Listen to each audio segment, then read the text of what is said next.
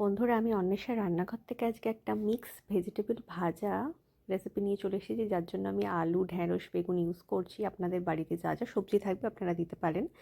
এখানে আমি আলুটাকে প্রথমে ভেজে নিচ্ছি গরম তেলে, একটু নুন হলুদ দিয়ে, কিছু শুকনো লঙ্কা, কাঁচা লঙ্কা দিয়ে। আপনারা যেমন ঝাল খাবেন সেরকম ঝাল ইউজ করবেন।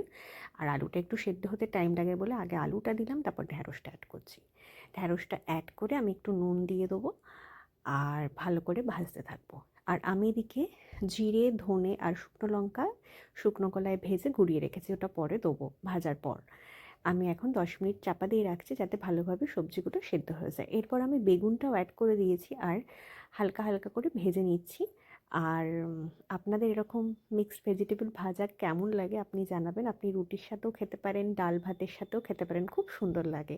এরপর আমি একটু ঝালের জন্য কাশ্মীরি গুঁড়ো লঙ্কা দিচ্ছি আর ওপর থেকে একটু ভেজে রাখা মশলাটা দিয়ে দিলাম।